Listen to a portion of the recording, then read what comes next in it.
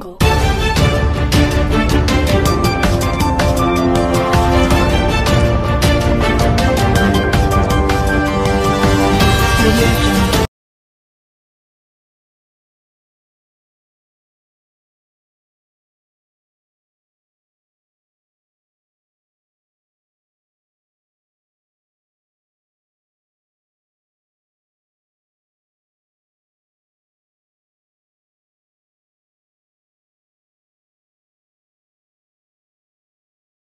व्यक्त करतो आणि आदरणीय कांबळे सरांना अशी विनंती करतो की त्यांनी पुढील प्रक्रिया सुरू करावी. परिचय करून देत आहे. सर्वांना मी परिचित असलेलाच व्यक्ती आहे. हाच माझा परिचय आहे. मी BM कांबळे, सेवानिवृत्त अप्पर जिल्हाधिकारी. आणि नेक्स्ट इनिंगच्या अनुषंगाने मागेही मी अशा आपल्याशी संवाद केलेला होता 2.5 वर्षापूर्वी किंवा 3 वर्षापूर्वी बाय इलेक्शनच्या वेळेस. आणि आज त्याच गोष्टीची पुनरावृत्ती करण्यासाठी आणि आपल्याशी हितगुज करण्यासाठी, आपणास जाणून घेण्यासाठी किंवा मी आपल्याकडे प्रस्तावित करण्यासाठी आजचा हा स्नेह मिलनाचा कार्यक्रम आपण इथे आयोजित केलेला आहे. अगदी अत्यल्प सूचनेच्या अनुषंगाने आपण फार मोठ्या संख्येने या पत्रकार परिषदेला दाद दिलेलं, यात माझं मोठे यश आहे किंवा आपण हृदयापासून, मनापासून माझ्यासोबत जुळलेले आहात असाच अर्थ याचा निघू शकतो. That is the one physical indication.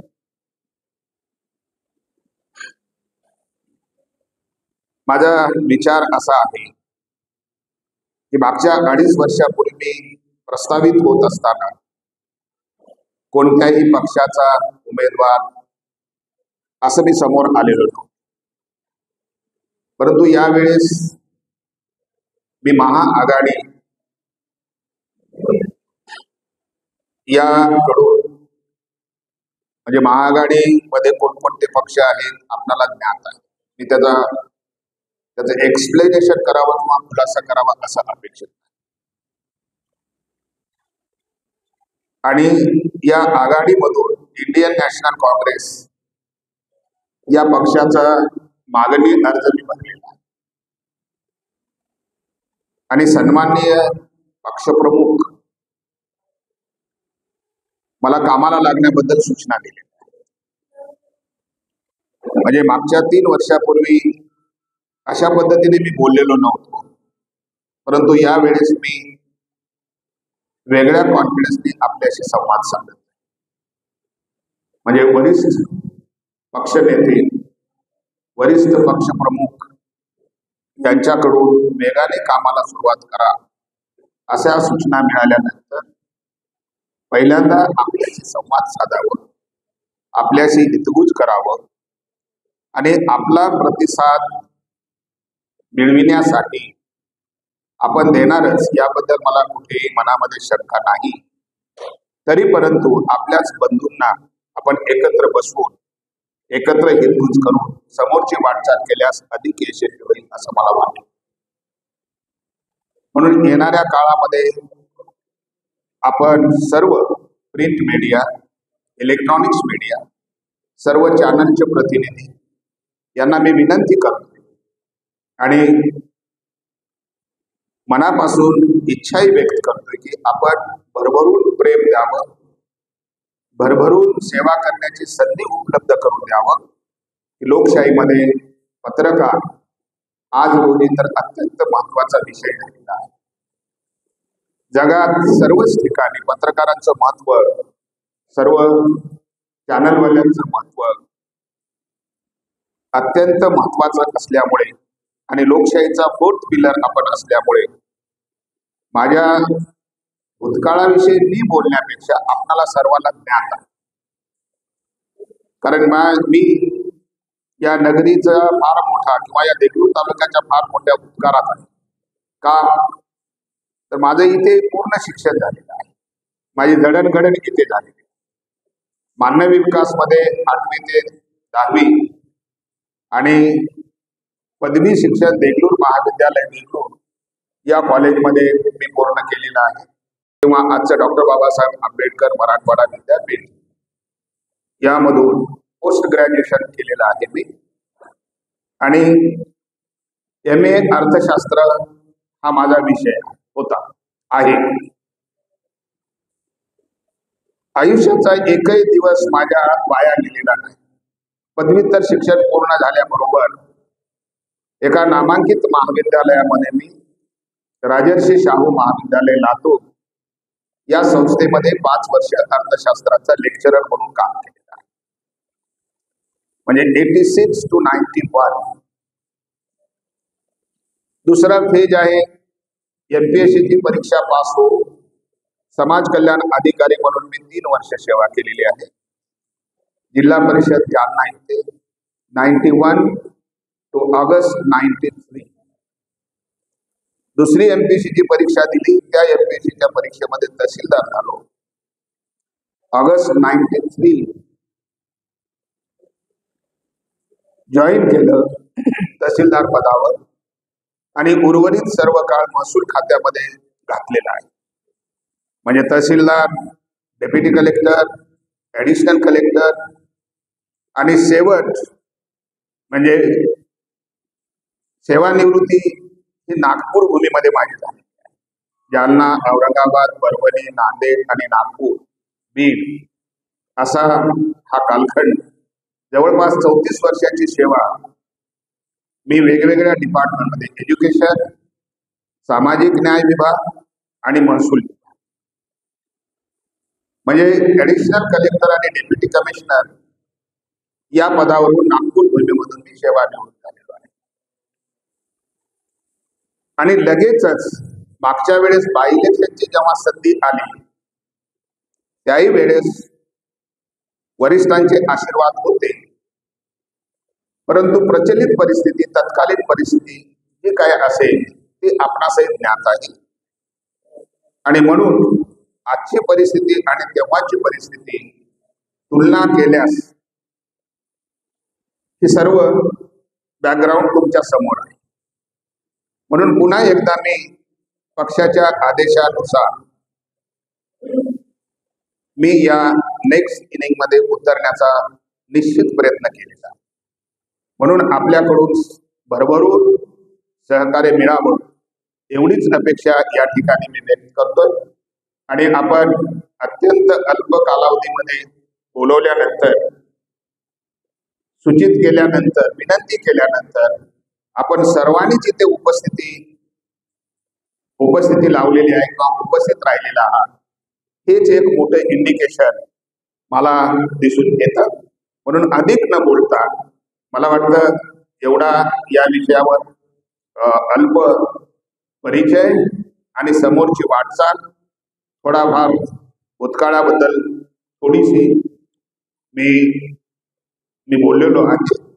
आणि पुढील कालखंडामध्ये मतदारसंघामध्ये वेगवेगळ्या ठिकाणी, वेगवेगळ्या गावामध्ये मी कालपासूनच सुरुवात केलेला आहे तसं. परंतु वेगाने आता इथून वेगवेगळे उपक्रम, वेगवेगळ्या म्हणजे स्ट्रॅटेजी असतील, वेगवेगळे प्रचार आणि प्रसाराचा मार्ग असतील किंवा अजून इलेक्शन थोडा वेळ जरी असलं त्याची प्रस्ताविक योजना करावी लागणार आहे. आणि या सर्व प्रक्रियेमध्ये आपलं मोलाचं सहकार्य आवश्यक आहे. पुन्हा पुन्हा मी विनंती करतोय की आपण सर्व सहकार्य कराल. हीच माफक अपेक्षा व्यक्त करून आज आपण इथे आलात. आपल्या सर्वांचे आभार व्यक्त करण्यापेक्षा मला वाटतं आपल्या ऋणामध्ये राहणं अधिक मी पसंत करेन. कारण देगलूरच्या ऋणामध्ये मी आहेच ऑलरेडी. आणि कुठेतरी खालीचा वाटा दाखवण्यासाठी मी ही नेक्स्ट इनिंग सुरुवात करण्याचा प्रयत्न केलेला आहे. थँक्यू. सर, एक प्रश्न. सेवानिवृत्तीनंतर तुम्ही राजकारणात आला, उद्देश काहीच नाही. मी बोलता बोलता बोललेलोच आहे. हा उद्देश देगलूर भूमीचे माझ्यावर फार मोठे उपकार आहेत. माझ्या जडणघडणीमध्ये शैक्षणिक विकासामध्ये, माझ्या आयुष्यामध्ये, माझ्या कुटुंबाच्या आयुष्यामध्ये, आणि मी आज जो उभा आहे तुमच्या समोर, हे सर्व या देगलूरच्या भूमीने. म्हणून कुठेतरी पे बॅक टू सोसायटी हा एवढाच उद्देश.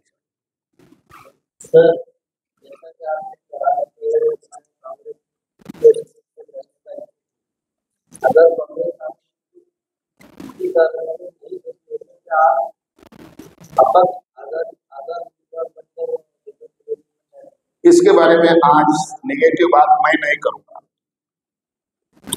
मगर क्योंकि मैं नेगेटिव नहीं हूं. I am very positive and confirmly very positive. जी,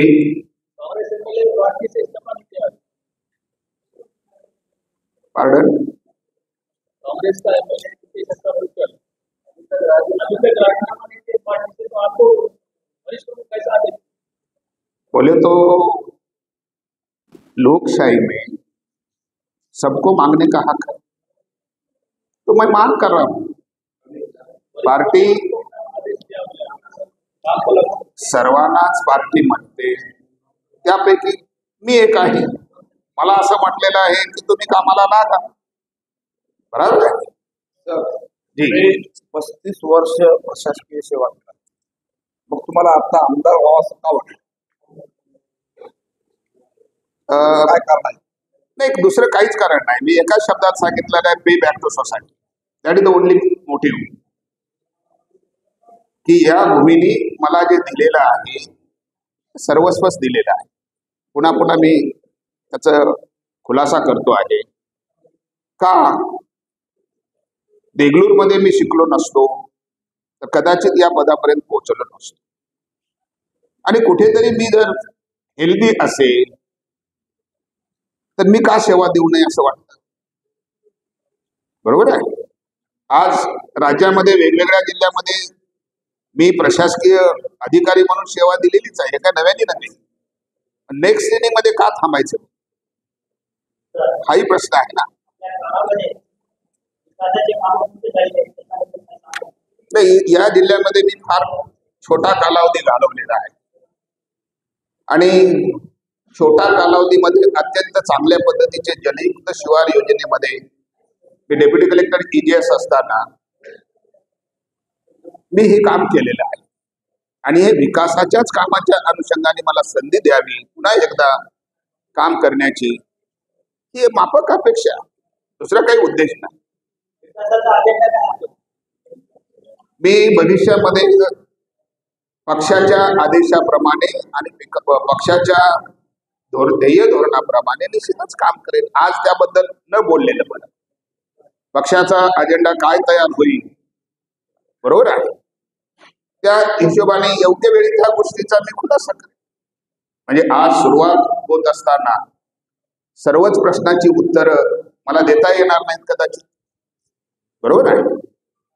म्हणून प्रश्न उत्तराचा हा तास नव्हे, कारण मला काम करण्याची संधी दिल्यानंतर प्रश्न विचारा ना. म्हणजे येणाऱ्या काळात संधी देऊन दुसऱ्या काळामध्ये ते प्रश्न तयार झाले तर मला निश्चितच त्याचं उत्तर देता येईल. प्रशासकीय अधिकारी म्हणून दुसऱ्या जिल्ह्यामध्ये काय काम केलं हे सांगण्यापेक्षा या जिल्ह्यामध्ये 2-2.5 वर्षाचा कालावधी जो मिळाला होता, जलयुक्त शिवार योजनेमध्ये मोठ्या प्रमाणात आम्ही कामं केलेली आहे प्रशासकीय अधिकारी म्हणून. दुसऱ्या विकासाच्या कामाबद्दल मला बोलता येणार नाही आज. थँक्यू.